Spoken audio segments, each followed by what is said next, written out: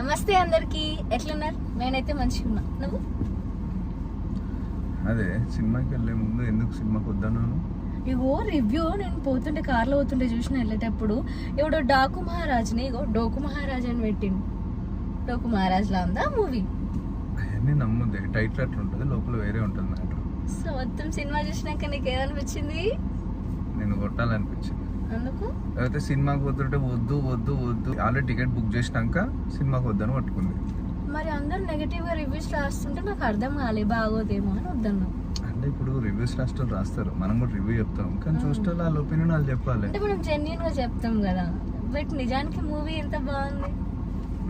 Actually ఒక senior హీరోని ఎంత పర్ఫెక్ట్గా చూపించాలో, అంటే ఇప్పటి వరకు బాలేబాబుని బోయపాటి సీనియరే సూపర్ చూపించారు, కానీ దానికన్నా ఎక్స్ట్రీమ్ చూపించిండు బాబీ. ఎందుకంటే ఎంత సెటిల్డ్ పర్ఫార్మెన్స్ అంటే ఫస్ట్ హాఫ్లో హీరో ఒక ఇంటికి వస్తాడు, అక్కడ ఆ పాపను చూసినప్పుడు ఆయన ఇచ్చే రియాక్షన్ చూసి అబ్బా అసలు కొత్త బాలయ్యని చూసినట్టు అనిపించింది. బాబీ డైరెక్టర్ మంచిగా యూటిలైజ్ చేసుకున్నారు బాలయ్య బాబు గారిని అనిపించింది. కానీ ప్రతి ఒక్కరు చూడాల్సిన సినిమా, అంత బాగుంది ఫస్ట్ హాఫ్. సెకండ్ హాఫ్కి వచ్చే వరకు కొంచెం ఎందుకో కొంచెం లాగ్ అనిపించింది అక్కడక్కడ. అండ్ లాస్ట్ ఒక హాఫ్ అన్ అవర్ అయితే ఏంద్రా బాబు అని అనుకుంటున్న టైంలో ఒక ట్విస్ట్ ఇస్తాడు. అసలు ఆ ట్విస్ట్కి మొత్తం మైండ్ బ్లాక్ అయిపోద్ది. అంటే అంత బాగుంటుంది, ఎందుకంటే కథ మొత్తానికి అదే కీ పాయింట్ అనమాట. అంటే ఎవడు ఎక్స్పెక్ట్ చేయని ట్విస్ట్ అది. కథ జరుగుతున్నంతసేపు కొందరు ఏంటంటే ఇంకా ట్విస్ట్ వచ్చి 5 నిమిషాల ముందని ఎక్స్పెక్ట్ చేస్తారు, అది అస్సలు ఎక్స్పెక్ట్ చేయలేము. ట్విస్ట్ అంత బాగుంటుంది, అంటే దానివల్ల కథ అంతా మన మైండ్లో ఒక డిఫరెంట్గా తిరిగిపోద్ది అనమాట. అరే ఇంత బాగా తీశాడు, కొత్తగా ఉంది ఈ కథ అనిపిస్తుంది. యాక్చువల్గా రొటీన్ కథనే, కానీ చాలా ప్రెజెంటేషన్ అయినా అతను ఇచ్చిన ట్విస్ట్ వల్ల దాని మీద కథ అంతా కొత్త కథనే అని అనిపిస్తుంది. Only because of Balayya Babu అనిపించింది నాకైతే. రెగ్యులర్ స్టోరీనే అనిపించింది, బట్ బాలయ్య బాబు యాక్టింగ్ అవ్వచ్చు, అసలు ఆ డైలాగ్స్ అవ్వచ్చు, సో అంతా కొత్తదనంతో తీసుకెళ్ళిండ్రు బాలయ్య బాబు కదా. అండ్ సినిమాకు ముందు దబిడి దిబిడి సాంగ్ ఫుల్ ట్రోల్ అయింది కదా, అది సినిమా చూస్తుంటే హీరోయిన్ ఊర్వశి రౌతేలా ఆమె వచ్చినప్పుడే ఆ సాంగ్ వస్తుందేమో, ఒక రొటీన్ సినిమా లాగా ఉంటుందేమో అని అనిపించి ఆ సాంగ్ ప్లేస్మెంట్ ఎక్సలెంట్ ప్లేస్మెంట్, అసలు వావ్ అనిపిస్తుంది. ఊర్వశి రౌతేలా కదా, అంటే అంత ట్రోల్ అయిన సాంగ్ చేస్తాడు డాన్స్, కానీ ఊర్వశి రౌతేలా బాలయ్య బాబుతో చేయడం అనేది అసలు మామూలు విషయం. ఆ సాంగ్ కరెక్ట్ ప్లేస్మెంట్ లో పడింది అనిపించింది. ఇక ఆ సాంగ్ పైన ట్రోలింగ్ వచ్చింది, ఏదో పట్టుకున్నది కామన్, అది హీరో హీరోయిన్స్ అంటే ఎవరైనా పట్టుకుంటారు. అదే ట్రోలింగ్ మరీ ఘోరంగా చేశారు. ఏంది ఇంత చిన్న అమ్మాయిని బాలయ్య పట్టుకొని ఇలా చేసిందంటే, యాక్టింగ్ కామన్, యాక్టింగ్ చేసిందంటే చిన్న అమ్మాయి అయినా పెద్ద అమ్మాయి అయినా హీరోయిన్ గా చేస్తుంది, హీరోగా చేస్తుంది. స్టెప్స్ పడాలి కదా మరి, అప్పుడే కదా ఆడియన్స్ జై బాలయ్య అనేది, అంతే కదా. బాలయ్య బాబు గారు కొన్ని ఏళ్ల నుంచి అసలు పర్ఫెక్ట్ స్టోరీస్ సెలెక్ట్ చేసుకుంటున్నాడు.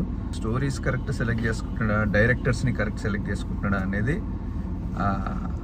ఒక అది. ఎందుకంటే అందరు అసలు ఆయనతో చేస్తే నెక్స్ట్, అంటే బాబీ గారు ఇంతకుముందు వాల్తేరు వీరయ్య కూడా ఎక్సలెంట్ మూవీ ఇచ్చారు, సో ఇది సెకండ్, రెండు అసలు పర్ఫెక్ట్ మూవీస్ ఆయనకు అనిపిస్తుంది. బాబీ కంపల్సరీ ఒక పెద్ద స్టార్ డైరెక్టర్ ఆయన అనేసి ఈ సినిమా ద్వారా ప్రూవ్ అయిపోయింది. ఇంకా నెక్స్ట్ అసలు మామూలు సినిమాలు రావు అనిపిస్తుంది. ఎందుకంటే ఆయన మేకింగ్ కూడా ఎంత స్టైలిష్ ఉంది. అంటే ఒక సీనియర్ హీరోని ఇంత స్టైలిష్ చూపిస్తే ఒక యంగ్ హీరో ఆయన చేతిలో పడితే అసలు దుమ్ము లేపేస్తాడు అనిపించింది. అవును బుజ్జి, చిన్నపిల్ల దగ్గర ఉన్న కుక్క పిల్ల చచ్చిపోయింది కదా, అది మళ్ళీ తీసుకొచ్చిస్తాడేంది బాలయ్య బాబు? అంటే అది బతికిందా? అట్లాంటి కుక్క పిల్లలు ఉండవా అని. అచ్చా, వేరే కుక్క పిల్లనా? కానీ చూడనీకైతే సేమ్ అట్లనే పాత కుక్క పిల్లలానే క్యూట్ ఉంటది కదా. సరే, అండ్ మేజర్ థింగ్ ఏంటంటే మ్యూజిక్ భయ. అసలు తమన్కి ఎందుకో బాలయ్య అంటే అంత ఇష్టమా, లేక బాలయ్య అంటేనే ఆయనకు ఊపు వస్తుందో కానీ అసలు చించి పడేసిన ఆర్ఆర్ చూస్తే మీకు అర్థమవుతుంది. అసలు ఒక ఫారెస్ట్లో ఒక ఫైట్ ఉంటుంది, అప్పుడు మీ పేరు ఎవడరా నువ్వు అంటే మైకేల్ జాక్సన్ అంటాడు. అసలు అప్పుడు ఉంటుంది మ్యూజిక్, లేపు వదిలేస్తాడు. అసలు నిజంగా ఒక కమర్షియల్ అంటే ఒక మాస్ హీరో సినిమా చేస్తే దానికి ఎంత పర్ఫెక్ట్ ఆర్ఆర్ ఇవ్వాలో అంత పర్ఫెక్ట్ ఇచ్చాడు. అండ్ అంత అసలు సినిమా చూడాల్సిన సినిమా బ్రదర్. చూస్తే ప్రతి ఒక్కరు థియేటర్లో జై బాలే అనుకుని ఉండలేరు. సో ఓవరాల్ గా మీకు కావాల్సినంత డ్రామా, మూవీలో ఉండాల్సిన స్కిల్స్ అన్ని ప్రెజెంట్ చేశారు. లైక్ డ్రామా, యాక్షన్, ఎమోషనల్ గా. అది నువ్వు అట్లా చూడకురా, నాకు చెప్పాలనిపిస్తుంది. సో కామెడీకి కామెడీ, ఫైట్స్ కి ఫైట్స్, సాంగ్స్ కి సాంగ్. సరే చెప్పు. ఉండు నేను చెప్పని. చెప్పు. సో అన్నీ ఉంటాయి ఈ సినిమాలో, మీరు ప్రతిదీ ఎంజాయ్ చేస్తారు. దాన్ని ఏమంటారు, ప్రతి ఒక్క నవరసాలు ఉంటాయి ఈ డాకు మహారాజు సినిమాలో. సో ఖచ్చితంగా 1 టైం వాచ్ అయితే చెప్పొచ్చు, అందరూ ఎంజాయ్ చేస్తారు, ఫ్యామిలీ అంతా కలిసి వెళ్ళచ్చు. ఏమంటావు బుజ్జి?